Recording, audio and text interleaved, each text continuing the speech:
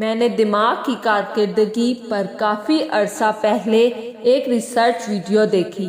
اس video میں ایک point پر بتایا گیا کہ ہم جب کسی کی برائی یا غیبت کرتے ہیں تو اس کا ہمارے جسم پر کیا امپیکٹ پڑتا ہے، کیونکہ ہم سب اتنے ماڈرن ہو چکے ہیں کہ جب تک ہمیں کسی چیز کی سائنسی وجہ نہیں ملتی ہم اس پر بلیو نہیں کرتے، اور میں بھی سائنسی وجہ ہی تو چاہتی تھی۔ جیسے بانو قدسیہ کہتی ہے کہ جب تک کسی بھی تحقیق پر غیر ملکی اور انگریز کے کام کا ٹھپا نہ لگا ہو ہم اس پر یقین نہیں کرتے۔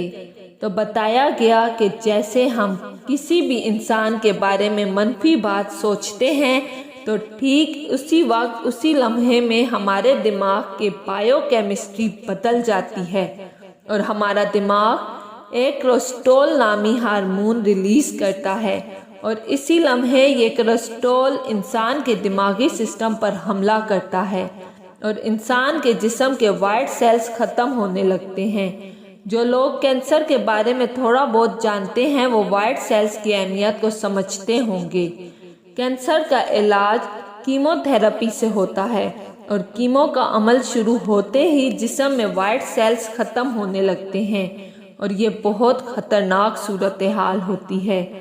اب تھوڑا سا غور کریں کہ کینسر کے سیلز بہت اسٹرانگ ہوتے ہیں کہ ان کو ختم کرنے کے لیے مریض کے جسم میں لاوا انڈیلا جاتا ہے۔ کیمو کو لاوے یا آگ سے تشبیہ دی جاتی ہے۔ اب یہ لاوا کینسر کے سیل کے ساتھ ساتھ وائٹ سیلز کو بھی کھا جاتا ہے۔ انسان جب کسی کی عیب جوئی یا غیبت یا برائی کرتا ہے تو وہ اپنے جسم میں ایسا لاوا انڈیلتا ہے جس سے اس کی اپنی جان خطرے میں پڑ جاتی ہے۔ دماغی سسٹم کمزور ہونے کا ایک سادہ سا مطلب یہ ہے کہ بیمار ہونے کے لیے تیار ہیں، اور بیمار ہونے کے بعد آپ جلدی ٹھیک نہیں ہوں گے، کیونکہ آپ نے اپنے جسم کا دفاعی نظام خود کمزور کیا ہے، اسے دیمک کے حوالے کیا ہے جس نے اسے کھا لیا ہے۔ آپ یاد رکھیں کہ ہمارے مذہب نے اس بارے میں کیا کہا ہے کہ جب تم کسی کی غیبت کرتے ہو تم نے تو مردہ گوشت کھا۔ اب آپ کسی ڈاکٹر سے پوچھیں کہ مردہ گوشت کھانے سے جسم پر کیا نقصانات ہوتے ہیں تو ڈاکٹر آپ کو بتائے گا کہ اس کا کیا مطلب ہوتا ہے۔ یہ ہوا سائنسی نقصان، جو سائنس کی ترقی کے ساتھ ساتھ اور واضح ہوتا چلا جائے گا۔ مجھے یقین ہے کہ اس کے بہت سے روحانی نقصانات بھی ہوں گے، جیسے کوئی بہت زیادہ غیبت کرتا ہے اس کی دعائیں قبول نہیں ہوتی۔ ابراہیم بن ادہم سے لوگوں نے کہا کہ حضرت ہم دعا کرتے ہیں مگر قبول نہیں ہوتی۔ ابراہیم بن ادہم نے کہا کہ کیا تم اپنے عیبوں کو چھپاتے ہو اور لوگوں کے عیب ظاہر کرتے ہو؟ حضرت شیخ سعدی فرماتے ہیں کہ میں بچپن میں بڑا عبادت گزار اور شب بیدار تھا۔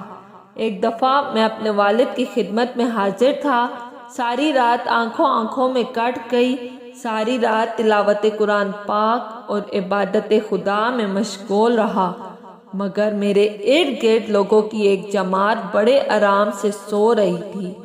ان کا حال ایسا تھا کہ بے فکر سونا مجھے برا محسوس ہوا۔ میں اپنے والد محترم سے ان کی شکایت کی کہ یہ لوگ ایسے سو گئے ہیں جیسے مر گئے ہوں، کوئی بھی عبادت کے لیے بیدار نہیں ہوا۔ میرے والد نے کہا کہ بیٹا بہتر ہوتا کہ تم بھی سو جاتے تاکہ دوسروں کی غیبت نہ کرنا پڑتی تمہیں۔ دوستو یاد رکھیں ہم ایسے ماحول میں زندہ رہ رہے ہیں جہاں ہم غیبت کو گوسپ یا ڈسکشن کا نام دے رہے ہیں اور کہتے ہیں کہ میں غیبت تو نہیں کر رہا، میں تو صرف تذکرہ کر رہا ہوں۔ لوگوں کی تصویریں اور ویڈیوز پوسٹ کر کے دعوت دیتے ہیں کہ آئیں ان کی غیبت کریں، ان کی صورتوں کی عیب جوئی کریں۔ یوٹیوب پر لوگوں نے پورے چینل گاسپ کے نام پر کھولے ہوئے ہیں جنہیں ہم دیکھ رہے ہیں۔ سیاہ فام لوگوں کی تصویریں پوسٹ کر کے ان کی صورتوں کی عیب جوئی کرنا اب عام مقبول سلسلہ بن چکا ہے۔ ہم سب اپنی زندگیاں، صحت اور دماغی کارکردگی اپنے ہاتھوں سے بڑے شوق سے خراب کر رہے ہیں، ہونا تو یہ چاہیے کہ اللہ پاک سے دوسروں کی کامیابی کے لیے دعا مانگنے کے بعد خود کی کامیابی کے لیے دعا کرنی چاہیے۔